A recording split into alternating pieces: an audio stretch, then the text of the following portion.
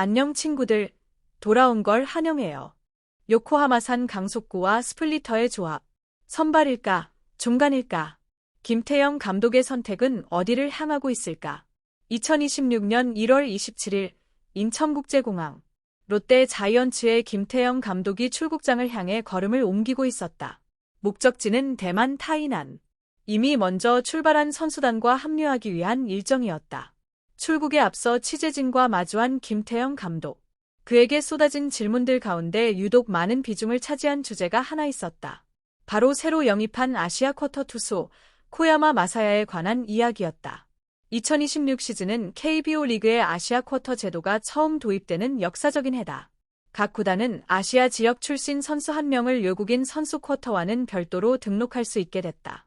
이는 곧 전력 판도에 새로운 변수가 등장했다는 의미이기도 하다. 롯데 자이언츠가 선택한 카드는 일본 출신 우완 투수 코야마 마사야. 그는 일본 프로야구 NPB 요코하마 베이스타즈에서 무려 9시즌을 뛰어온 베테랑이다. 화려한 스포트라이트를 받는 투수는 아니었지만 꾸준히 자신의 역할을 해내며 팀에 기여해 온 선수였다. 하지만 지금 롯데가 마주한 질문은 단순하다. 코야마를 어디에 쓸 것인가? 선발 투수로 기용할 것인가? 아니면 불펜에서 활용할 것인가? 이 선택에 따라 코야마 마사야의 2026 시즌은 물론 롯데의 시즌 전체 흐름까지 달라질 수 있다. 그렇다면 코야마 마사야는 어떤 투수일까? 그를 제대로 이해하려면 먼저 기본적인 프로필부터 살펴볼 필요가 있다. 신장 183cm, 체중 80kg. 투수로서 아주 큰 체격은 아니지만 일본 투수들의 평균을 감안하면 안정적인 사이즈다.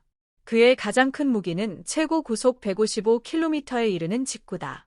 NPB에서도 상위권에 속하는 빠른 공으로 단순히 속도만 빠른 것이 아니라 회전수가 좋아 타자들이 체감하는 이력이 상당하다. 쉽게 공략하기 어려운 직구다. 두 번째 무기는 스플리터다. 낙차가 큰 스플리터는 직구와의 조합에서 진가를 발휘한다. 타자는 직구를 예상하고 스윙을 하지만 공은 스트라이크 존 아래로 뚝 떨어진다. 헛스윙을 유도하기에 최적의 구종이다. 투구폼 역시 장점이다. 간결하고 부드러운 동작은 부상 위험을 줄여주고 같은 폼에서 다양한 구종을 던질 수 있게 해준다. 타자 입장에서는 공의 종류를 끝까지 파악하기가 쉽지 않다. 코야마는 9시즌 동안 NPB에서 검증을 받은 투수다. 일본 프로야구는 세계적으로도 수준 높은 리그로 평가받는다. 그 무대에서 오랜 기간 버텼다는 사실만으로도 일정 수준 이상의 실력을 증명한다.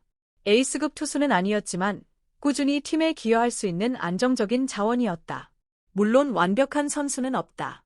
코야마에게도 분명한 약점은 존재한다. 그리고 바로 그 지점이 김태형 감독의 고민과 맞닿아 있다. 김태형 감독은 취재진 앞에서 자신의 생각을 비교적 솔직하게 밝혔다. 코야마가 빠른 공을 갖고 있긴 한데 볼넷 비율이 조금 있는 편입니다. 그런 점을 보면 중간 개투 쪽이 더 나을 수도 있겠다는 생각이 듭니다. 볼넷을 주더라도 공 자체의 힘이 좋아서 삼진을 잡을 수 있는 능력이 있는 투수거든요. 강속구와 유력적인 스플리터, 그리고 제구라는 숙제. 김태형 감독의 선택은 과연 선발일까? 아니면 불펜일까? 코야마 마사야의 활용법은 롯데 자이언츠 2026 시즌의 중요한 분기점이 되고 있다. 이 짧은 발언 속에는 김태형 감독의 치밀한 분석이 담겨 있다. 그는 코야마의 장단점을 정확히 파악하고 있었고 그에 따른 활용 방안 역시 이미 구상해 두고 있었다. 김태형 감독의 판단을 뒷받침하는 것은 바로 데이터다. 코야마가 요코하마에서 뛰었던 9시즌의 기록을 살펴보면 뚜렷한 패턴이 드러난다. 9이닝당 볼넷 4.5개. 결코 좋은 수치는 아니다. 선발 투수에게는 치명적인 약점이 될 수 있다. 볼넷이 많다는 것은 곧 제구력에 불안 요소가 있다는 의미다. 원하는 코스로 정확히 던지지 못하고 스트라이크 존을 벗어나는 공이 많다는 뜻이기도 하다.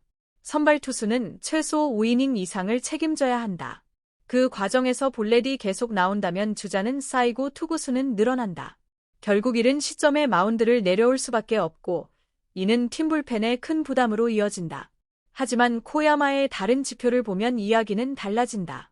9이닝당 탈삼진 7.3개. 이는 충분히 경쟁력 있는 수치다. 삼진을 잡을 수 있다는 것은 결정적인 순간에 타자를 직접 제압할 수 있는 능력이 있다는 의미다. 주자가 쌓인 위기 상황, 반드시 실점을 막아야 하는 순간에 삼진 하나로 흐름을 끊어낼 수 있다. 여기에 9이닝당 피홈런 0.7개라는 기록 역시 눈에 띈다.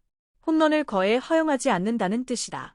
볼넷으로 주자를 내보낼 수는 있어도 한 방으로 대량 실점을 허용할 가능성은 낮다는 이야기다. 김태형 감독의 판단은 이런 수치들을 종합한 결과였다. 코야마는 선발로는 다소 불안 요소가 있지만 불펜에서는 충분히 위력을 발휘할 수 있는 유형이라는 결론이다. 1, 2이닝 정도의 짧은 등판이라면 볼넷 부담은 줄어든다. 대신 강속구와 스플리터를 앞세워 삼진으로 2기를 넘길 수 있다. 특히 중간 개투로서의 코야마는 상당히 매력적이다. 6회나 7회, 경기가 팽팽하게 흘러가는 상황에서 등판의 한 이닝을 책임진다.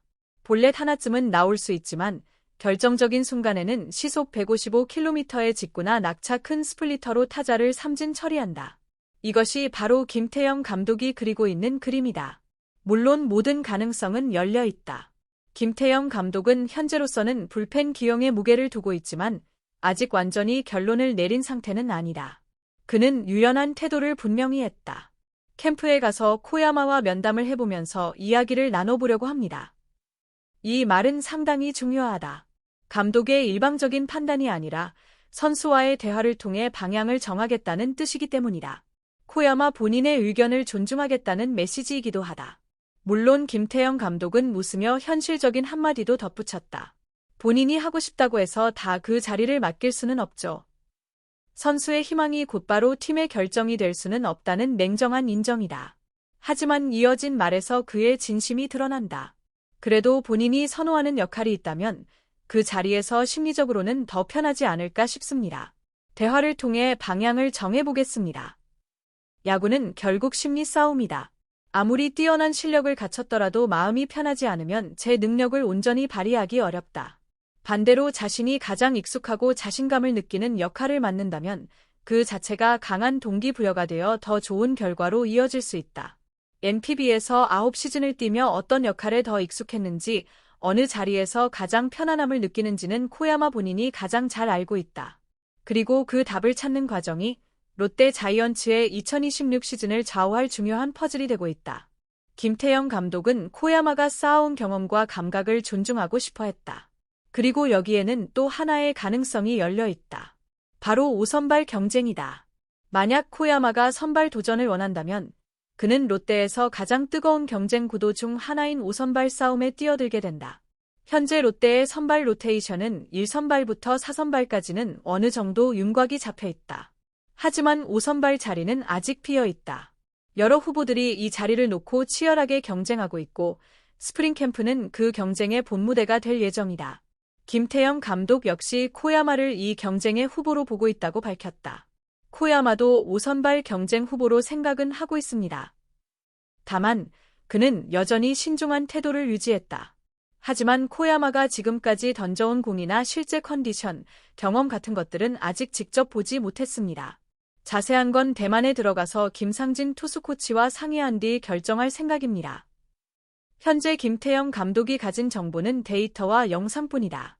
실제 불펜 피칭을 지켜보고 몸 상태를 확인하고 직접 대화를 나눠봐야 보다 정확한 판단이 가능하다. 그래서 그는 성급하게 결론을 내리지 않으려 한다. 투수 코치 김상진과의 상의 역시 중요하다. 감독 혼자 모든 결정을 내리는 것이 아니라 현장에서 투수를 가장 가까이에서 지켜보는 전문가의 의견을 종합해 최선의 선택을 하겠다는 뜻이다. 이는 매우 합리적이고 체계적인 접근 방식이다. 선발 도전의 첫 번째 관문은 바로 이닝 소화 능력이다. 만약 코야마가 진지하게 선발을 원하고 롯데 역시 그 가능성을 검토한다면 가장 먼저 확인해야 할 부분이 여기에 있다. 코야마의 최근 몇 시즌 투구 이닝을 살펴보면 다소 우려스러운 흐름이 보인다.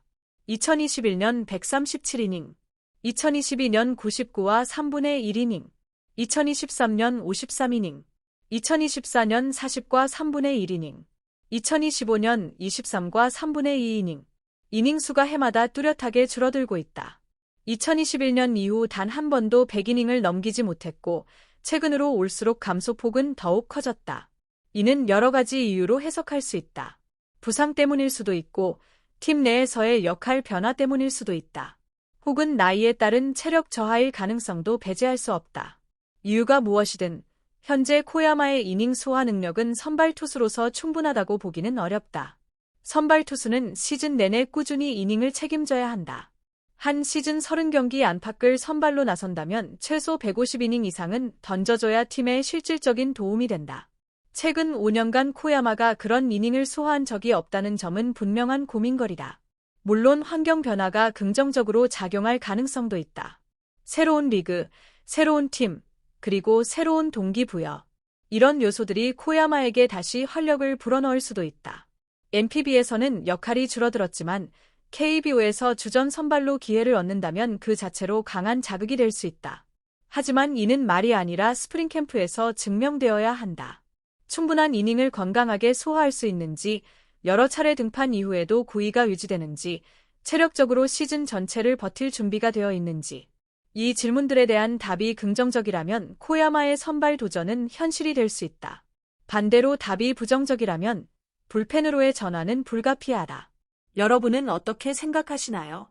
댓글로 여러분의 의견을 남겨주세요. 공유와 구독, 좋아요.